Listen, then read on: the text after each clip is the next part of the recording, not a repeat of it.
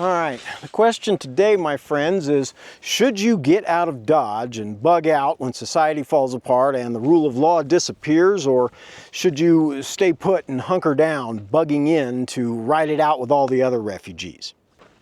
So when it comes to that, only one of those two choices actually increases your odds for long-term survival after the fall of civilization, okay? The other choice actually has the opposite effect and will probably just put you on the early casualty list. A lot of traditional preppers will tell you that bugging out is a big mistake, okay? Or at best, it's a desperate act that should only be done as a last resort. Okay, now I don't hold to that. I think it's garbage advice, and if you stick around for the video, I'll tell you why. Welcome to the Wasteland, my friends.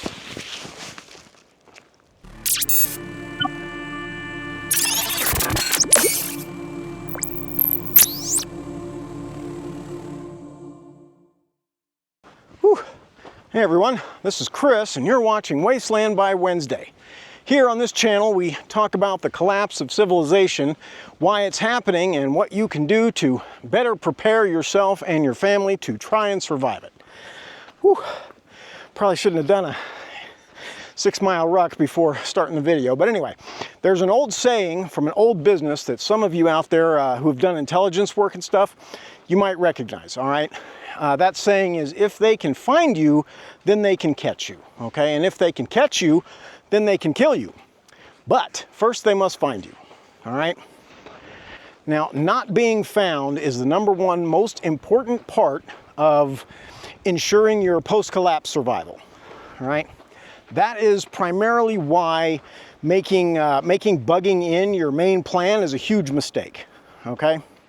Now, I'm sure you've heard it before, all through the traditional prepper community here. It's always better to hunker down and bug in when disaster strikes, right? Stay in your own home and ride out the end of the world. I mean, hey, that's where you're most fortified, right? And it's where all your preps and supplies are. It only makes sense to stay put. Your home is your castle, right? Wrong. Your castle is your castle. Your home is where you stay when you don't need to be in a castle, okay? Your castle is where you retreat to when the raging hordes of invaders or whatever come storming across the land in numbers too great to defend against. Just want to give you guys a quick look at where we're at out here. Checking out one of the old washes that runs through here. We had some pretty big flash floods a few weeks ago. So just going through and making sure everything's still passable and all that whatnot. But back to the task at hand here. Now, few people like the idea of leaving their homes behind, okay? And that's where the fallacy of the bugging in argument actually comes from. Most people are very comfortable in their homes, and even in those apartments and such, they still prefer city life or being close to town rather than being hidden away in the wilderness. They're more comfortable there, okay? They feel more capable and confident at home. And in some ways, preppers are even more likely to develop this kind of dependency than non-preppers. Today, I want to address this issue of bugging out versus bugging in, okay? When it comes to the traditional prepping community, I think this is the one area with the most glaring disparity between fact and fiction. And in a way, I believe it does a huge disservice to the people when they absorb it, okay? This is definitely my biggest pet peeve when it comes to prepping. So there's a couple of really big myths when it comes to the strategies of bugging in and bugging out, okay? And even there's even a few outright delusions. Today I'm going to try to dispel those myths and help you fend off some of those delusions, all right? Before I get really started here, okay, I wanted to throw out a reference to the ideas that I'm talking about, okay? Something you can take a look at to see exactly what it is that I am talking about. Now, for the most part, you can just go to the channel of almost anyone in the traditional prepper space here on YouTube, and you'll find exactly what I'm talking about, all right? But instead, I'm going to introduce you to someone that you may not have started watching yet. On screen here, this is Mike Tango Whiskey, okay, a newer channel in the prepping space, although not quite as small as I am for sure, and he's much more well-liked, all right? I suggest checking him out. But anyway, this one here is a tough one for me, okay? I'm actually gonna link one of his videos on the subject right here at the top, so you can go ahead and check it out. And I know, linking to another person's channel, right? Crazy. Okay, just go check it out. I'll wait here. Oh, you're back. All right, so here's why this is tough for me, okay? Because I really like this guy, Mike. You know, I've subbed to his channel since the first week he was on YouTube, and I have to say that he's one of the most authentic people that I've seen in the prepper space here. In fact, if I was going to be stuck all alone in some doomsday scenario somewhere, and I could only pick one other YouTube prepper to help me out, it would be this guy. All right, well, okay, it would actually probably be Survival Lily or something, but Mike, look, you'd be my second pick, okay? Anyway, so why is that a hard thing for me to say? Well, because I disagree with almost everything that Mike has to say about the subject of bugging out or prepping for SHTF and all that stuff, okay? Like literally everything, I think. We are really coming at this whole issue from two directions that couldn't possibly be more different. All right, and for the most part, that is how it is for me with almost everyone in the prepper space. It's one of the reasons why I'm not too popular, for sure. The strange bug out myths that I'm talking about are so common to the traditional prepping space that you can pretty much find the same stuff on every channel. All right, it's just repetitive. But every last one of them says almost the same things when it comes to the discussion of bugging in versus bugging out. All right, but look, I chose Mike's video as an example because while he most certainly disagrees with my own ideas regarding what we should be prepping for and with what bugging out actually means, he does it in a way that makes sense, okay? And it kind of ends up reinforcing my own actual point in the end, all right? Why is that? Well, because he's really only making one mistake when it comes to the idea of bugging out, and it's actually the most common mistake that people make. That mistake is that he's looking at the idea of bugging out as if it were something that it's not, okay? His video that I linked here shows the words prepper bug out fantasy on the thumbnail, okay? And he's absolutely right about that. When it comes to the way he represents the idea of bugging out, it is most definitely a fantasy, all right? Or a myth, really. Because what he gets wrong is that his idea of bugging out was never what it was all about in the first place, okay? It doesn't really exist, so railing against it so hard can be counterproductive. The way bugging out gets framed by most people is a myth that was originally perpetuated by the Hollywood ideas, you know, that we all grew up with. The same as the whole lone wolf prepper survivalist mountain man bullshit that he also mentions, okay? No real preppers were ever actually looking at it that way, okay? I mean, sure, maybe, you know, there's some newbie folks with their pre-made Amazon basic survival kits, their shiny new bang sticks, and, you know, brand new copies of the John Wayne Handy Book of Bushcraft. Okay, maybe they were going with that idea, but nobody else was, all right? So perpetuating that myth as if it were actually a real thing, well, it doesn't do anyone any good, okay? There's a lot of myths and falsehoods surrounding the idea of bugging out, so let's address the issue and start knocking them down, all right? Starting with one of the biggest ones as we define what bugging out actually means, okay? So what does bugging out really look like? All right, well, it certainly isn't about grabbing a bag of gear and strapping on an AR expecting to ride out the collapse of civilization in the woods somewhere. Damn flies. Now, while that may be how it gets showcased a lot, the reality is that nobody plans to do it that way at all. The original idea behind that plan isn't even real.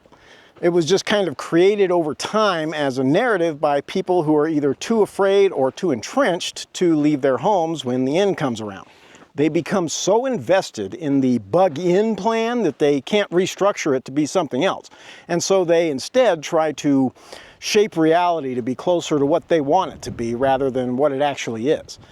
You don't want to look silly, so you have to pretend that things are different to make the other guys look silly, right?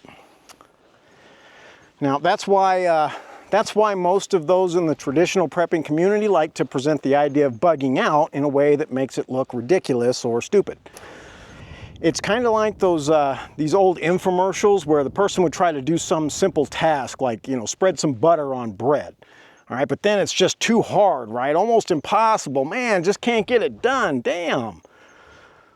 That's how bugging out is usually described, and the way they present it, yeah, it makes it sound like a dumbass way to try and survive the end of the world, okay? Heading out into the wilderness with a pack full of shiny new gear and a gun is no way to try to survive the rest of your life. And if you were to try it, there probably wouldn't be much left to the rest of your life anyway. So if that is what bugging out really meant, then I would agree, not smart at all. But that's just it, you know, that's not what bugging out really means. That's just the common way to misrepresent it in order to downplay its importance as the primary strategy for dealing with a collapse-worthy SHTF event. I'm sure there's going to be at least one of you guys down in the comments down there, right? Oh, you're gonna run off into the mountains and just live like Rambo, right? Just a bag of shiny new gear and a copy of the FEMA disaster preparedness pamphlet, right? That's your plan? Nope, that's definitely not my plan, okay? That was never anybody's plan. No, when I do bug out, I'll be leaving the city well in advance of the onset of collapse, okay? I'll be heading away from other population centers and nuclear targets. And yes, using my bag of supplies, my plan, my training, and my previous experience practicing that plan to travel out to the safety of my bug out location, all right? And that location will have already been stocked, fortified, and prepared in advance to be self-sustaining and defensible for the rest of my foreseeable lifetime. And of course, this will have been done in concert with the rest of my little team of like-minded and trained people who will become the extent of my community post-collapse. All right, we're all going to need that for sure. But and that's what bugging out really means, okay? That's what a castle actually looks like. The very fact that the term bug out location exists tells you that people who have been planning to bug out have a place set up to go to already in advance. All right?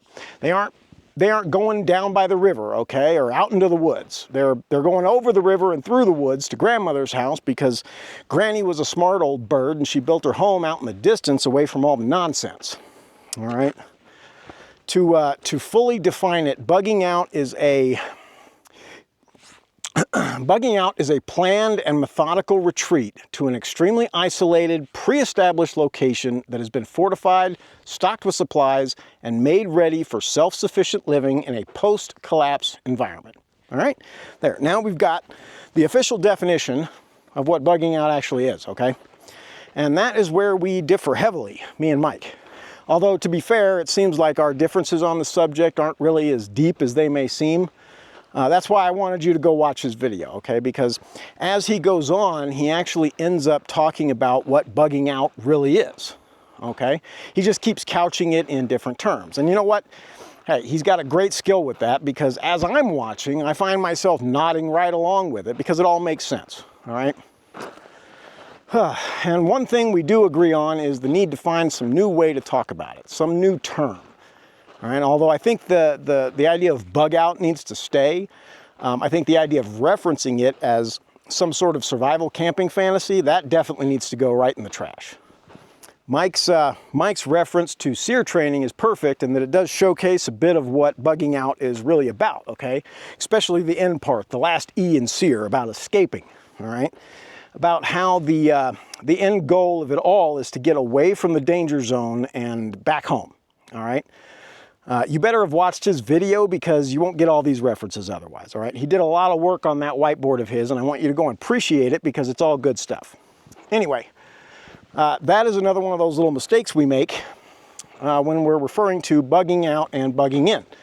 We get it mixed up when we talk about where the danger actually is and what getting away from it really means. Because your house, you know, the one in the city close to work and school and Walmart, that's what you're escaping from, okay? Not escaping to. That is where the danger will be, not where you're going to find safety. So how safe does your house look right now if a nuclear war kicked off today? All right, chances are your city it's already a Russian counter-value target, and if you have a major military base nearby, well, congratulations, you're a counter-force target as well.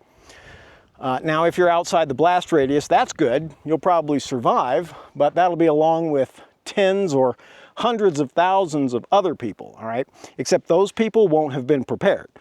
They won't have supplies, and the supplies that are left in the city will dwindle real fast, all right? And since national government and business and law and order and all that no longer exists and won't be returning in your lifetime at least, resupply is never coming. Okay, I hope you have enough supplies to support the whole city, because if you don't, you sure as hell won't be able to defend what you do have, all the Chuck Norris and Arnold Schwarzenegger ideals from back in the day notwithstanding.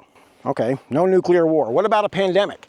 You know, not like COVID, I mean like a real no bullshit one, okay? Something extremely infectious with a really high mortality rate, like 30 or 40% or so. You think the city is the best place to be for that? That's where you want to be, there, in your home, surrounded by a million people and all their trash and waste and all that. Now, I'm sure you have a lot of stuff stored at home, and maybe you can hide inside the basement for a year even, okay, or whatever. But long after society has fallen and the food has run out, you're going to have to come out. And when you do, there will still be people. You know, maybe they're the ones that had immunity, all right, or that got through it. They went through the disease and survived. You know, they lived, but hey, now they're carriers. Will you survive? Will your family, will you and your family have immunity? Maybe, maybe not. I don't intend to find out myself, because I won't be there. I'll be out here in the desert with no one but my own close-knit community of fellow collapse preppers for over 100 miles in every direction. You want social distancing? This is it, all right? Go to some of the other videos out there on the subject, okay? You notice anything? See where a lot of those guys are located? You know, usually it looks like they're somewhere out in the country somewhere, which means they've already bugged out long ago, okay? And now that they've done so, sure, yeah, now it makes sense to bug in at their new rural location, but in reality, that isn't bugging in, okay? Being already out there in the wilderness somewhere, that's already the successful conclusion of a previous bug out operation. Bugging out isn't what you do when you are already out. Okay? Bugging out is about leaving the urban and suburban areas behind well in advance of an impending societal collapse or breakdown or whatever, and permanently relocating yourself to some isolated spot out in the countryside, heading for your castle, so to speak. Okay? Because your little place in the city, the one under nuclear threat and surrounded by millions of people who will soon become desperate, starving survivors, yeah, that ain't it. Speaking of stuff out here, coming up on one of my areas, this, let me swap this around. This is part of the old ox ranch, okay? Still got one of the tanks. And of course the windmill is in great condition, although we can see up there at the top, we got a really big bird's nest, so I'm thinking hawks. But anyway, stuff like this is always important resources to keep track of. Just go take a quick check on this. We always want to keep track of these, make sure they're still intact, because believe it or not, people have come out here often and cut these things up for scrap, or even, you know, graffitied all over it, whatever, whatnot. But nope, looks like we're all good. Nice big tank. All right, moving on. Now look, so if you've already built your castle, okay, and you've retreated to it, you don't need to do it again. Okay, most of the preppers you watch on YouTube, they're already out there, okay, moat filled and drawbridge ready to be pulled up behind them at a moment's notice. They don't have to bug out, they're already out, all right? Now, the reason that bug out plans are critical for collapse preppers is that the vast majority of people live in the city, okay? That's where we spend our time, all right? Where we manage the day-to-day affairs of people that are part of a functioning society. All right, the problem comes when this society ceases to exist, okay, and it's no longer functioning. After a nuclear war or some other cataclysm, would you honestly say that bugging in seems like a good idea here? Or what about here? Or even over here? No. All right, definitely not. But that's what these traditional preppers are telling you to do, okay? Every time someone says that bugging in is the best option and and bugging out is doomed to failure. They're telling you that when a military invasion or a nuclear war is imminent, the best place to be is right there in your little inner city condo in San Francisco, okay? Your high-rise apartment in New York City, or the little house in the suburbs of Los Angeles where you've been stockpiling spam and ammo for Judgment Day. Really? No, probably not. So why do these traditional preppers prefer to advise bugging in as the best option? Well, in my opinion, part of it is just a rigid mindset, all right? Unconscious fears and denials play a big role in it as well. Preppers in general tend to know what's coming, or at least what could be coming, all right? Being aware of the big bad world and all its wolves mean preppers have more out there to be worried about. That becomes an even more serious issue when you start to consider the bigger picture threats that can end civilization completely, what we term collapse events or SHTF scenarios. Often, traditional preppers will downplay these things, downplay the possibility of them happening, and sometimes, that's a deliberate denial, while other times it can just be a form of self-delusion, okay? The mind's unconscious defense mechanism against truths that are too harsh to deal with, okay? Simply put, most people are understandably terrified of ending up in some post-apocalyptic wasteland, and rather than addressing that possibility, they end up pretending that it will never happen to them, okay? Can't happen to me, can't happen here, not in my backyard, right? The post-collapse world can be a pretty scary place, okay, without any safety net at all. And preppers often feel safest when squatting atop the stockpile of supplies they've been hoarding like dragons on piles of gold out of some fantasy novel, okay? Talk about LARPing. Most of them started out normally, prepping for Tuesday and all that, run-of-the-mill stuff like hurricanes and wildfires and floods. When it came to increasingly serious threats, they kept planning to ride it out and defend their homes and all that. Again, without collapse in mind and with the hope of normalcy returning to rescue them in the end. And for many of them, they've just become so invested in that approach that now they really can't leave. They at least not easily or cheaply, all right? They made the mistake of transforming their home into a castle rather than building a separate castle somewhere else, and now they're stuck with a stronghold that sits deep in the middle of what will soon become hostile territory, okay? And that's not a castle, that's an island. And that sucks ass, all right? And for those that have, pinned themselves down this way, the only option now is to hope for the best while downplaying collapse and collapse preppers as LARPing for doomsday.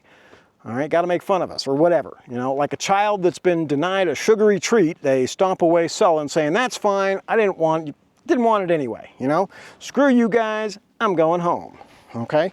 And that's where they go. They go right back home and they bug in for the end of the world. Great idea. Now, for others, such as those just starting out with emergency preparedness or even just thinking about it, it's an attractive position to take, all right, the whole bugging in. And their subconscious mind, it agrees, all right? They don't really want to think about those scary things. And besides, they like living in town, right?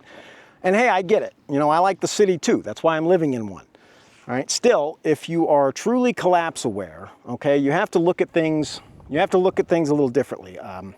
Unlike the majority of traditional preppers, a collapse-aware person will see their city place as more of a vacation home. All right, it's like a posting assignment. Okay, it's where you reside temporarily until the end of civilization really begins. Okay, and for that very real and inevitable collapse, they want to be on the outside looking in rather than stuck on the inside desperately trying to get out. Okay, that's what makes a collapse prepper. We don't want to be in there when the shit goes down. Now, for me, the place in town, it's not really my home. It's more like a forward operating base, okay, that I'm working out of right now. That's it. It's a place to engage in all the societal nonsense while it still lasts. And when I leave, I'm not so much bugging out away from my home as I am just returning to my real home. The real post-collapse operations, they're out here, okay? Not in the city. Now, once you have accepted collapse as both inevitable and coming soon, no other approach really makes sense anymore. All right? It doesn't matter how collapse goes down exactly or from which direction the fall begins. At the end of it, none of that other stuff will be there. Okay, those houses, the cars, all the grocery stores and gas stations and little corporate offices, all that stuff's going to be abandoned at best or smoking ruins at worst, okay? And all those ruins are going to be filled with the preps and the bodies of those who tried to bug in as a solution for writing out the end of the world. They will, in the end, they will have had it backwards, okay? Bugging out was the best option. It was staying behind that was the last resort. Because, you know, I hate to be the one to shit in your soup, but there's nothing about collapse that you can ride out. Okay, writing out something is reserved for those things that have a conclusion, all right? Like a hurricane or a tornado or maybe even a little regional war, okay? In the case of collapse, that is the conclusion, all right? And what comes after isn't some temporary state of affairs, that's the new normal, all right? And you're gonna have to live with it forever. Now, do you really want to try to do that from your basement in the smoking ruins of a city filled with desperate, starvation-crazed, and violent survivors trying to root you out? I sure as hell don't. Anyway, it's because of this, this general narrative in the prepping community online that many people have become so confused about what it actually means to bug out, okay? We have all those silly ideas about what bugging out is about. And for the most part, those are used as bad examples on purpose by those who wish to lead people into the belief that bugging in is best, all right? Look, there's no ill intent there at all, okay? No malicious desire to somehow mislead people for bad reasons, okay? It's really just an unconscious thing, all right? Having become so dependent on societal systems, many people can't imagine a future where those systems go away and never come back. All right, and that's exactly what collapse is. You know, so much better to be in denial of that, right? Ignorance is bliss, you know? But look, if you really take an unbiased, no bullshit look at cities and urban areas, you'll see that while they're incredibly beneficial environments to be in, while there's still power and water and commerce, as soon as those things cease to exist, cities just become hazards, okay, not helpers. So many people in an area without the capacity or capability for producing food to sustain them, and a sudden permanent loss of law and order, well, you know, that's a recipe for some real Hollywood type post-apocalyptic action, all right? It's like I've mentioned before in other videos, things like the city and all its current advantages are in reality they're just societal dependencies that will hinder your ability to adapt to a post-collapse environment, okay? You don't want to be dependent on grocery stores for your food. You don't want to be dependent on a job to provide you the means of having shelter, water, and electricity, all right? And you don't want to have to be dependent on those utilities to stay alive. But that is what preparing solely for bugging in will do to you, okay? I mean, if it's just something like the power in town going out for a few days, you know, or supply disruptions after a flood or a hurricane, yeah, sure, you know, bug in and ride it out. But what if it isn't temporary, okay? You might be supremely capable of riding out most major disasters for a long time, but what happens when that long time becomes forever? And as preppers, you know, that's what we're supposed to be asking ourselves, right? What if? And then when we go over that what if scenario, we're supposed to address it with preparation and move on to the next what if, okay? So what if civilization really does collapse? You know, we aren't talking about how likely it is, when it could happen, or even what form it will take here, all right? Just what if it happens? Mike, if you're watching this out there, I really hate to be the turd on your carpet today, but what if that global doomsday crap really happens? What's your plan? I would love to hear about it, so would everyone else. There simply is no post-collapse future where a grid-down, lawless, and resource-poor city is the ideal location to survive and rebuild some semblance of community, okay? I really don't know what to say about bugging in for this situation other than don't do it. All right, yes, of course you need to be prepared for it, you know, with a plan and materials ready to go, all the stockpiles and everything else, but it shouldn't be your primary focus, okay? The only time you should even consider bugging in is as a temporary measure for when something happened that makes it unsafe to bug out right away. In that case, you hunker down, all right? But only so long as you absolutely must. As soon as there is a good chance to call in a dust off, you take it. And hey, you know what? All this, it doesn't even have to be about end of the world type stuff either, you know? Having an isolated and sustainable place somewhere out in the middle of nowhere is good for a lot of things, all right? You can vacation there if you want. You know, you can even do the occasional bug out light thing, right? Where you just head out for the weekend, just in case, just to see if anything actually happens or not. You know, if things start heating up a little bit, take a little trip, all right? Back at the end of 2022, me and my entire group decided to preemptively bug out for a while. At the time, things in Europe were getting they were getting very dynamic and kinetic, and honestly, we were losing the ability to really keep up with the intelligence picture, okay? If you've read my previous work, you know that the Russian invasion there didn't really take us all by surprise at all, but it went a bit differently than our old Cold War era ideas led us to believe it would. And so we figured, hey, you know, what the hell? Let's all go live off the grid, away from any juicy nuclear targets for a while, right? Nothing lost, just an extended vacation while we monitor the situation and sort things out. You know, and hey, guess what? Nothing happened. The world didn't end. So we came back, all right? And that's all it is, man. It doesn't have to be some, oh my God, the sky is falling panic or something, all right? And if you're really doing it all correctly, it would never even get close to that. In the end, you know, we all ended up staying out there for a full year, okay? You can look up my old Reddit history to find that. Once we had all bugged out, so to speak, we figured, hey, you know, might as well do a real test of this place and its ability to sustain us long term, you know, see how it all works. And so we did, you know.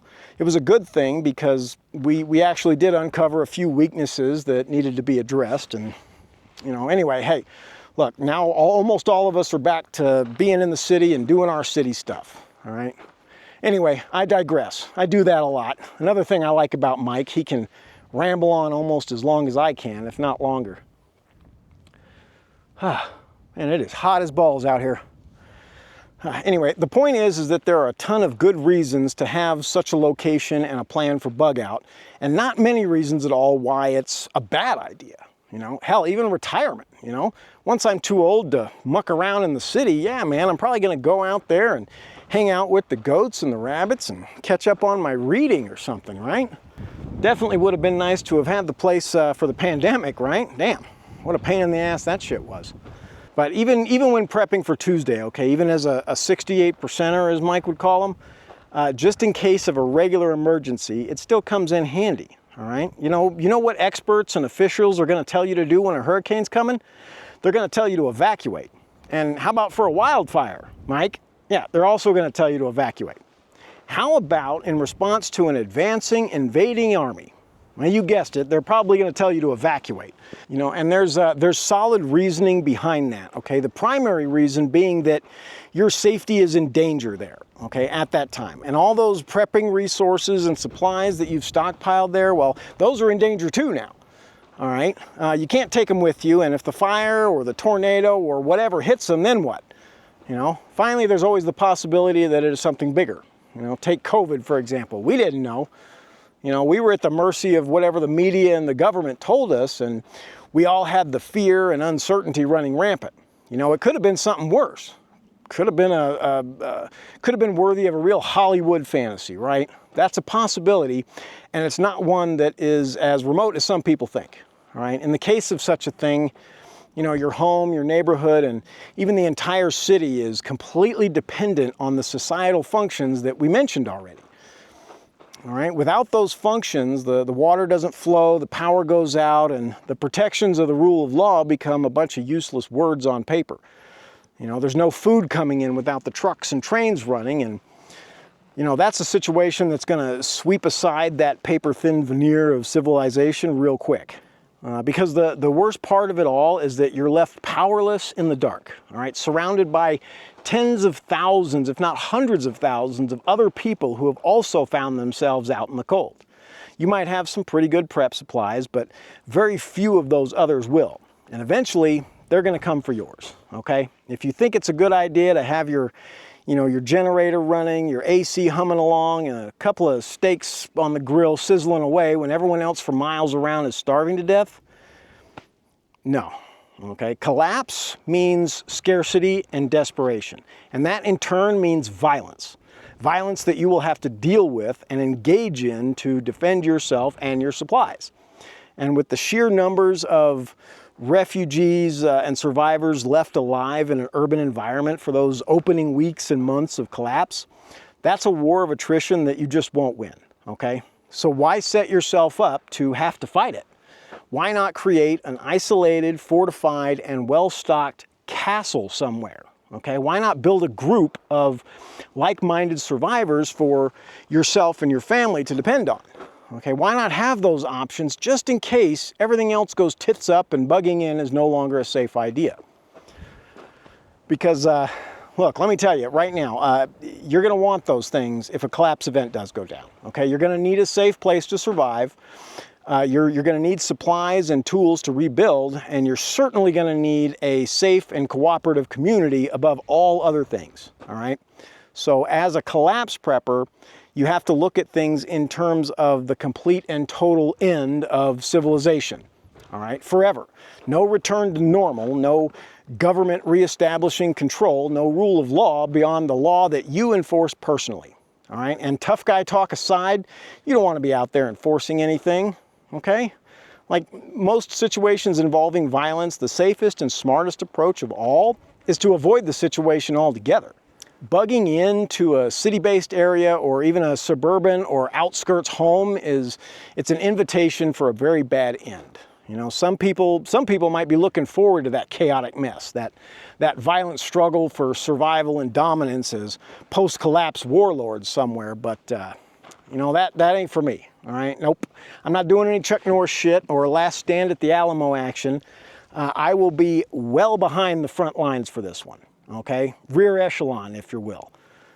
That's where the survivors are going to be, and that's where those who will rebuild the world one day are going to come from. So when it comes to collapse prepping, bugging out is going to be your best first response to an SHTF scenario. And actually, you know, while we're talking about it, the best idea is always to have your bug out plan ready to go, all right, so that you can get the hell out well before all the craziness starts to unfold. That's something we should have done before COVID. We should have had it ready from day one rather than waiting for everything to be perfect.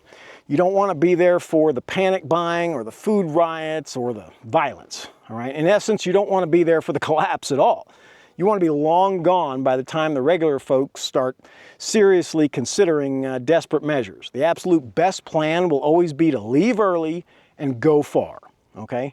That's my general response. Anytime someone asks me, you know, what will I be doing for this? Or what would my response be for that? You know, leave early, go far. That's it. So look, get your bug out location in order now, while you have the time to do so at your leisure, all right? Don't try to figure this shit out on the fly, okay? Research your plan and get your steps set so that way when the day comes, you can be out and long gone, you know, before most people even realize there's a problem. If you really need to hem and haw about trying to find some other justifications for having a good bug out location and plan, well, look, I don't know what to tell you, okay? Fall back on an old adage and apply it not to just your gear, but to your entire home and life. What is that adage? You know it. 2 is 1 and 1 is none. There you go. I probably spend about as much time out at my own bug out location as I do at my home in the city. Granted, a lot of that comes from the need for training space and also making some of these videos, but it's also just best practices. Not everybody has money, I know. You know, I sure as hell don't. I definitely didn't back then. You know, none of us do. And that's the main reason why we ended up pooling our resources as a group. And yes, I know many of us don't have a group of people that we can count on either. And that, you know, that sucks ass, all right? 2 things that you will definitely need to bug out correctly is a place to go and people to join with you, okay? But look, at the same time as you work for those things, you can start taking action to ensure your best odds of survival. I have to take myself a little water break for a second there, but continuing on, let me swap you around. This here is It's an old abandoned homestead, and there's a few other scattered cabins that are up in these hills, but this is part of the far outskirts of the Riley's mining camp, which I made a video about before, one of my Wasteland spotlights. This one doesn't have any name that I'm aware of. We just kind of call it the Red House. There's half a dozen others also within a few hours of foot travel. Definitely pretty far off the beaten path, although it's not exactly secret, okay? There's plenty of people who do know about this. So yeah, you know, something like this can do in a pinch as a bug out location. If you don't have your own just yet, it just has to be prepared as much as you can in kind of like a guerrilla prepping manner, all right? In the early days when me and my group just got started, you know, we didn't really have, we had nowhere to go. You know, we had some great ideas and big plans about what we would do, but right at the start, we had nowhere at all right? And that wasn't all that long ago, okay? It was late 2019, all right? And all of our grand plans were about to take one of Mike Tyson's punches to the mouth when the pandemic hit, right? Anyway, still, we did what we could at the time. And that means we started pre-positioning a ton of supplies and resources and everything else out here and around the region. You know, if we had to go, well, places like this could afford shelter and such, and most of the raw materials, you know, everything's on hand that you need to make repairs to the place, but food and tools and all that kind of stuff, that's another story entirely, all right? So yeah, now we ended up with hundreds of supply caches buried all over the place out here. Hundreds of them, you know, all around the region, all fully logged and mapped and stocked with things that, you know, things that'll last 25 years or more, okay? Look at this little spot right there, huh? A little fixer-upper, right? Not too bad. Anyway, we made sure we had a ton of stuff available, okay? That's where we started. We mapped out, explored, and cataloged every abandoned place we could find, old mines, natural caves, all that sort of stuff. And then we buried supplies all around the area, just in case the collapse of civilization kicked off while we're busy trying to figure out a permanent spot. Anyway, now those caches serve as a kind of strategic reserve for us, right? I'm actually going to be doing I'm actually going to go dig up one of them for a video in a few months once this heat lets up. I'm not digging up shit right now.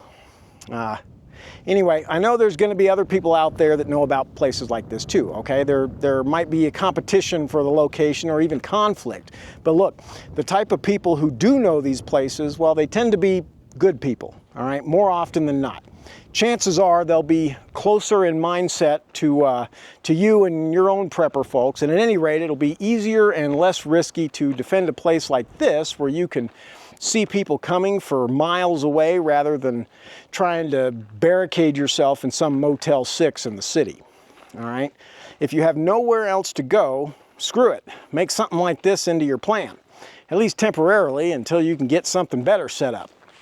And you know what? Hey, there's also old mines, abandoned farms, industrial facilities, and even the occasional rusting military site, okay? There's lots of places. Places like this are all across the country and across the world, you know, and for the most part, the type of people who do frequent them are usually good people. All right, so if you end up having to share, well, you could probably do worse. You absolutely do need to have a small community group of people that will be planning to survive collapse with you, okay? But not just some random collection of folks who may or may not even have a plan or skills or any of it, okay? Being a lone wolf is obviously not the way to go, for sure. That's another one of those myths that traditional preppers tried to make take off just for the silliness factor. But trying to stay in an urban setting during a global societal collapse with your random-ass neighbors might end up being much worse, all right? Think about it. Do you really want to trust the people who are right now snitching you out to your HOA for changing your car's oil in the driveway? No. Just listen to what I'm saying here, all right? Staying in the city, for the collapse of civilization, staying in the city will be a huge mistake, all right? Maybe you don't think it'll get too bad. Maybe you believe it isn't quite collapsed yet, whatever. Your mind is going to try to convince you that you should stay in town, batten down the hatches and ride it out. And in a conventional situation, you know, that might indeed be the thing to do. But look at the world today, man. You know, things are getting so unstable and weird because collapse is close. You know, hell, if you ask me, societal collapse has already started. We're in those beginning stages right now. The world will never be the same as it was just 10 years ago. And if you can really look at the events of the last 6 years and still be optimistic with that trend continuing for the next 6 years, well, damn, man, you got more hopium in your veins than I can handle, all right? No, everything I see tells me our civilization is getting rocked, okay? Like a spinning top that starts making crazy and unpredictable dips and wobbles before finally toppling over. The world that we live in today it's doing crazy stuff, okay? We can't really predict it too far out anymore. And there's no reason to really try, all right? What we're seeing isn't some temporary destabilization, okay? It isn't some outlier that will be corrected down the road, all right? These are the death throes of modern civilization, and the end of it all is coming soon. One of the reasons that I said that Mike would be my one YouTube prepper of choice is precisely because we disagree on so much stuff, you know? Really almost across the board disagreement, okay? But here's the thing. I can see his authenticity, his honesty about what he's saying and his personal knowledge about it, okay? In short, there's no bullshit there, none. And as of yet, he isn't trying to sell us anything at all, except stickers. That's something I haven't been able to say about too many others for a long time, not on YouTube for sure. I feel like I'm a pretty good judge of character, and that judgment hasn't steered me wrong just yet. So the fact that me and Mike disagree about everything, while also probably having the ability to do so amicably, well, to me that means that maybe each of us knows a lot that the other could benefit from, right? And it means we would be good at solving problems because we would see every issue from different angles. You don't always want people who just agree with you, okay? You want people that have their own ideas and experiences that differ from your own. And you want them to be honest and forthright about it. And that's how you build a team. Enough said. I digress again. Anyway, you all know that I'm looking at everything that I do from the angle of collapse, right? SHTF and Teotihuacan and Doomsday and all that.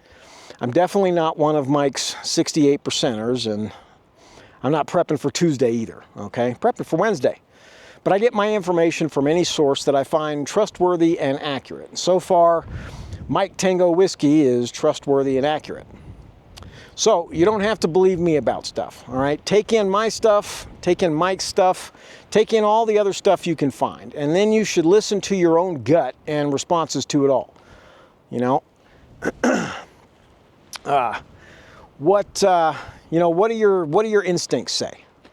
When you sit there in the dark, outside in the wild, and listen to that little voice from your lizard brain, what does it say? You know, listen to it. That's your answer. You know, no matter how crazy or outlandish, that's your answer. And that's what you should base your decisions on, not what I say or what some other prepping guru says or whatever you see on the news or YouTube or Reddit. What do you feel? Okay? Is it all bad? Is it coming apart? You know, what should you do? Should you stay in? Should you get the hell out?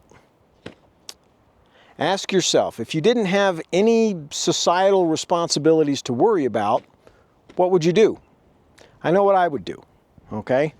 I would get ready to bug the hell out and let the city dwellers fight it out without me. I don't want to be here for all that. I'll be out here, you know, with a warm beer or more likely a warm water. But either way, so that's what I've done. You know, my house in town, all that societal stuff, that's just what I'm using temporarily while civilization still exists. All right. And hey, you know, I like my house. It's a great house, but I don't plan on dying in it. I've got a series of videos regarding the various stages of bugging out, and I'm adding to them all the time, so check them out. All right. The playlist should come on the screen somewhere at the end of all this. And go subscribe to Mike Tango Whiskey, okay? He definitely doesn't need my help getting subscribers, but I have no idea how he has found the time to produce so much content in such a short time, but he's on fire right now. And in my opinion, he's one of the best preppers to watch in this space, so go check him out. As for me, you know, what I'm telling you here is honestly what I believe in terms of what the world will be like when global civilization is gone and most societal constructs have either been destroyed by nuclear war or other fighting, all right? You only have to, you know, take a look at the ruins of Mariupol in Ukraine or places across the Gaza Strip or whatever, and you can see what things can look like even without nuclear war. All right, if you believe bugging in would be best in that situation, fine. But this is what I ask from you, okay? I want you to come to that conclusion on your own as a result of your own research, experience, and independent critical thinking. Not what I say, not what other preppers say. You know, all the informational tidbits that we provide you with, those are just jumping off points for you to investigate on your own, okay? Above all, you need to listen to your instincts, all right, my friends? Look, your gut responses. Take a good hard look at the world around you and, you know, forget what I'm saying about it or what everyone else is saying. Just listen to yourself, the real self, the one you've kept locked away because it doesn't play well with others in a domesticated setting, okay? The time to rely on your societal norms and civilized conditioning, that's, you know, that time is long gone. All right, you can't try and think about your response to the end of civilization in civilized terms. You got to pay attention to the lizard brain that you got, all right? The primal side of you that still remembers how to think like an animal. And you know what? If those instincts tell you that things ain't good, well, then don't go to ground, okay? Get ready to bug out instead. They can't dig you out if they can't find you. All right, stay safe and stay ready, my friends. It's a wasteland out there.